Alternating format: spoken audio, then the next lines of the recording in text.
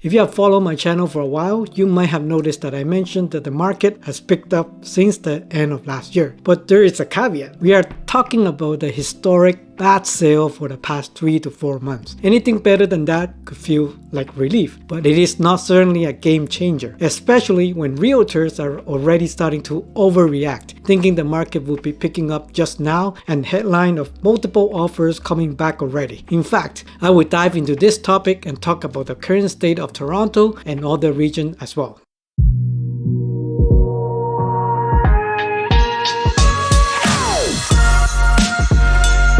Okay, myself included, if you watched my latest video on Markham townhouses, I mentioned that I saw more showings on homes nowadays, and the market seems to be picking up compared to last year. In addition to headlines like 85 offers on a Mississauga home. That is an insane number of offers for a home. But let's pump the brake. If you take a closer look at this semi-detached home in Mississauga, the seller purposely listed a way lower price of $749,000 and sold it for $999,000. If you are not active in the real estate market, you would think that this is an insane 33% over asking. But in reality, the most recent sold price for similar 3-bedroom home was about $949,000. If it were sold for just shy of $1 million, this would be a slight 5% up from the actual expectation price. However, the 85 offers were insane. But wouldn't you think that there would be a lot of low offers that were part of the 85? It would be quite insignificant if the house has sold for about the same price if it only got 1 or 2 offers. But certainly it made a big headline. If you were speaking to me, I think I would sound like a broken record where I always state prices in general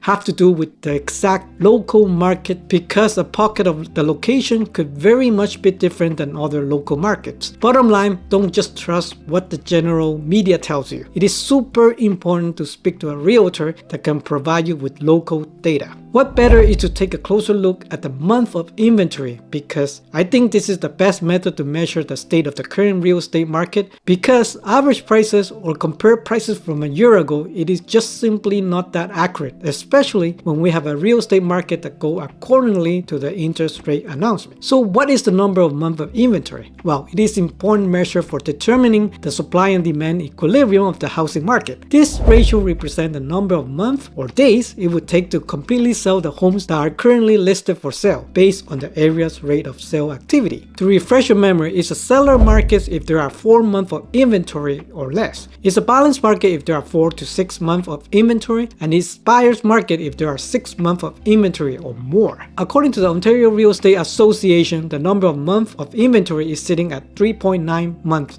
at the end of December 2023, which means technically we are in the border of the balanced market and seller's market. But what is more important is how you determine your local market. For example, when you hear that the freehold housing market is way hotter than the condo market, and then you hear that Toronto is lower than your region, and so on. To me, that is just a general idea, but what does it really mean? Maybe I could help you understand this better by going through the actual data so that you can understand it better and not just take the word from a random real estate guy and believe it. For context, we saw that the number we were given from the Ontario Real Estate Association is that we have about 3.9 months of inventory in December of 2023. But if we want to go into details, and let's say we want to know the actual freehold properties in Toronto. For this, let's browse the MLS and extract the active listings we have in Toronto as of the recording of this video in February of 2024. So we are in Realm right now at the moment, and what we're looking at right now is freehold and all the sales transaction that is available right now.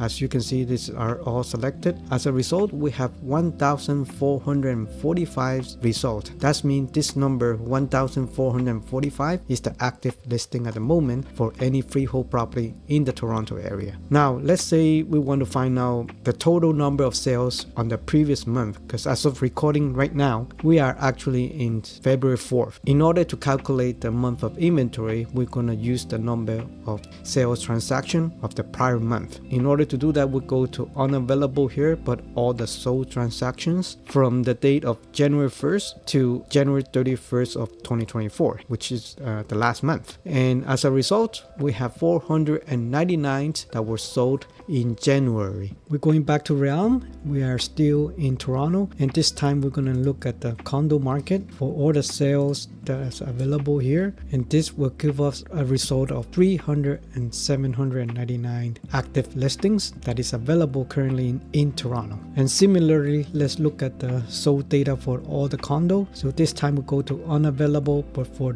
all the sold units, and the date we have between January 1st to January 31st, which is the last month, and we have a total of 950 that were sold in January. So here is the table that I put up together. This is the month of inventory, and on the front row here we have all the sales in January that we put out, just like the example I did before. And for like Toronto freehold, we have actively 1,445 listings as of February 4th when I was recording this video. We did have in January 499 sold freehold properties, and if you divide this number, it will give you a 2.89 month of inventory, which means it will only take about closer to 3 months time to sell out all of this active listing based on the sale we had last month. As you may recall, anything less than 4 months of inventory, you will still be sitting at closer to a seller's market for that freehold property. If you want to relate to 1 month time, how much was the percentage you can sell this unit, there are 35% chance that you can sell it within a month. And now condo, similarly, we did find out the active listing was 3,799 as of February 4th, and we have 950 sold in January, and we have 4 months of inventory, which is sitting really at the balance. Then you can even feel like a buyer's market at the moment, and you have only like about 25% be sold in a month. I also used the same method, pulling out all the data for York,